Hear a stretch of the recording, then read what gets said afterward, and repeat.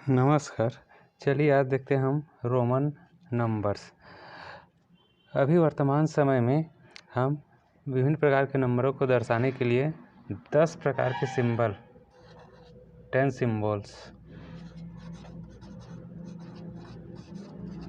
10 symbol का उपयोग करते हैं, जिसमें से है 0, 1, 2, 3, 4, 5, 6, 7, 8 और ये 9।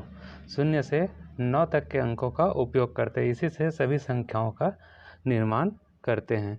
इसी को हम बोलते हैं हिंदू अरेबिक संख्या।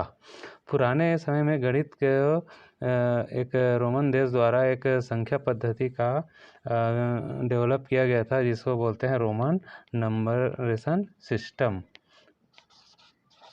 Roman numeration system. इसमें क्या होता है, हम 10 हिंदू अरेबिक संख्या में 0 से लेकर 9 तक के टोटल 10 संकेतों का उपयोग करके विभिन्न प्रकार की संख्याओं का निर्माण करते हैं। रोमन अंक में क्या होता है, इसमें केवल 7 अंकों का उपयोग किया जाता है, 7 सिंबल का उपयोग किया जाता है। इसमें है, पहला होता है आई, उसके बाद होता है वी, उसके बाद होता है एक्स, उसके बाद आता है एल, उसके बाद आता है सी, उसके बाद आता है डी और लास्ट में हो जाता है M. I V X L C D M, इन सातों संकेतों का उपयोग करके रोमन अंक द्वारा हम विभिन्न प्रकार के संख्याओं को दर्शा सकते हैं।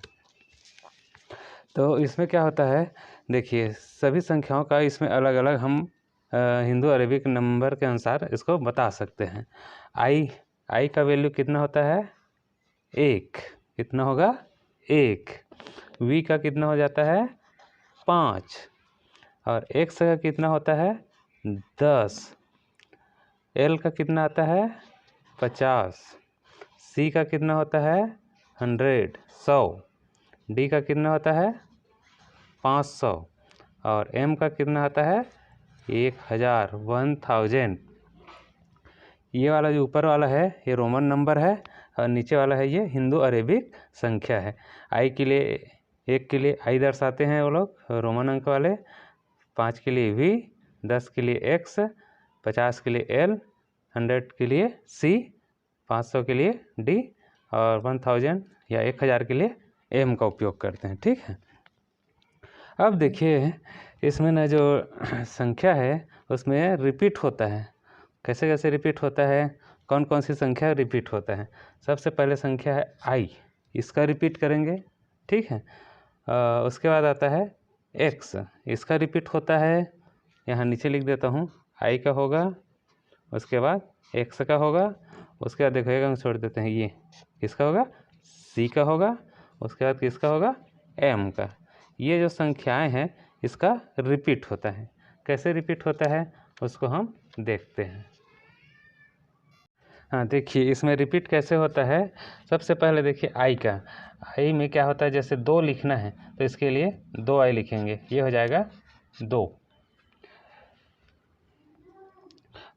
3 लिखना है तो क्या हो जाएगा, इसको 3 बार आई लिखेंगे, ये हो जाएगा, क्या हो जाएगा 3।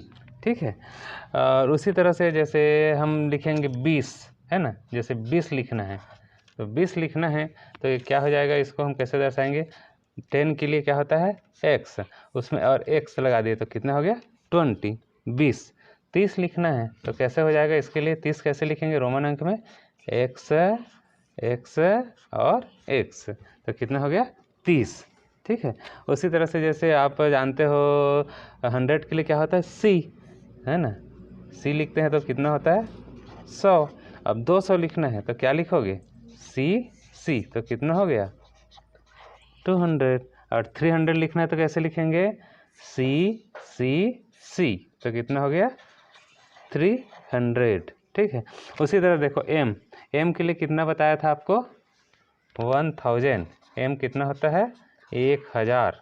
ठीक है, अब जैसे 2000 लिखना है तो क्या लिखोगे m, तो कितना हो जाएगा 2000। आगे रिपीट वाला देखो, इसमें कोई संख्या को हम 2 बार या 3 बार किए है ना, अधिकतम कितने बार रिपीट करेंगे हम 3 बार। जैसे देखो c 3 बार किए हैं, i को 3 बार किए हैं, x को 3 बार किए हैं। तो रोमन अंक में हम कोई भी जो संख्या कोई भी नहीं, 3 i x c और m ये इस रिपीट वाला संख्या है, और इसको अधिकतम कितने बार रिपीट करेंगे 3 बार, उससे ज़्यादा नहीं। जैसे देखो ये देख 2 के लिए 2i लिखे, 3 के लिए 3i लिखे। अब 4 लिखना है ना, ऐसे 4 लिखना है तो 4 के लिए ऐसा 4 बार i नहीं लिखेंगे, ये क्या हो जाएगा गलत है। उसके लिए हम क्या लिखेंगे, हाँ आई वी लिखेंगे, आई वी। ये वी का कितना वैल्यू होता है 5 और आई का कितना होता है 1, तो 5 में 1 घटा देंगे तो कितना हो जाता है इसका वैल्यू 4। ठीक है, तो अभी आगे इसको बताएंगे, घटाने वाला और जोड़ने वाला है, लेकिन इसको समझना है आपको। ठीक है, तो ये वाला जो लिखेंगे ये सही होता है।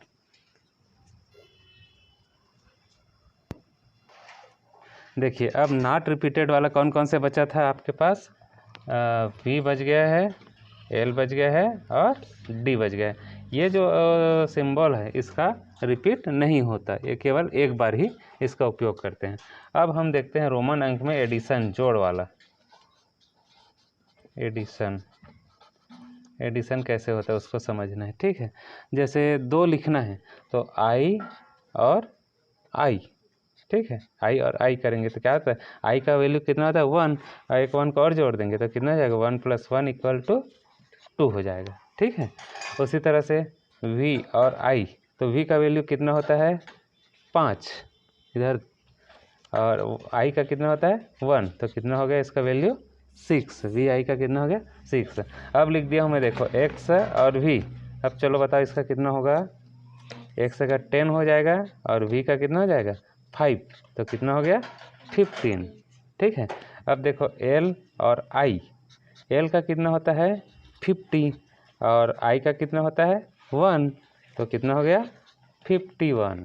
ठीक है, चलो और बताओ, l और x लिखा हूँ तो क्या होगा, l का कितना होता है 50 और x का कितना होता है 10, तो कितना हो जाएगा 60। 70 लिखना है तो क्या हो जाएगा l x x, तो कितना हो जाएगा 70 हो जाएगा, है ना।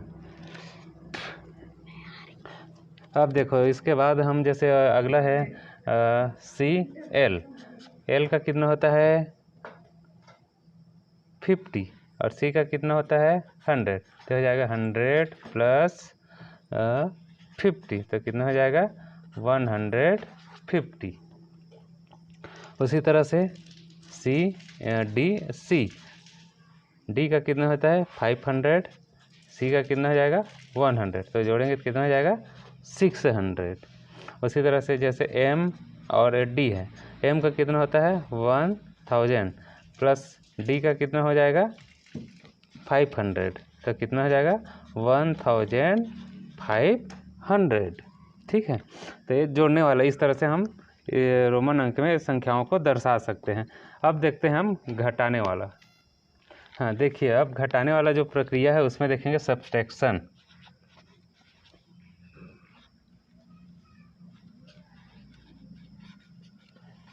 घटाना है रोमन अंक में, तो घटाने वाले प्रक्रिया में क्या होता है उसको देखिए, समझिए।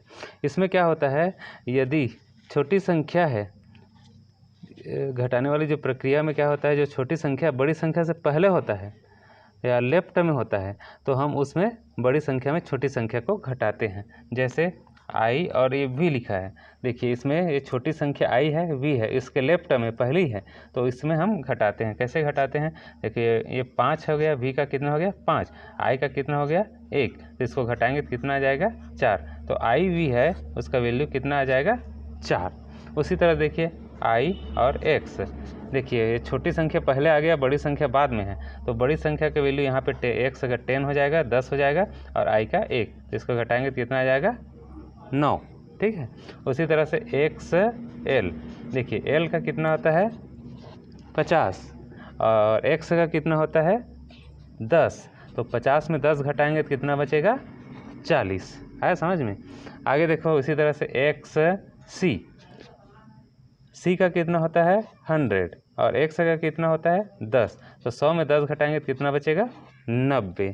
उसी तरह देखिए सी डी, यहाँ पे उसी तरह से डी का 500, सी का 100, तो कितना बच गया यहाँ पे 400।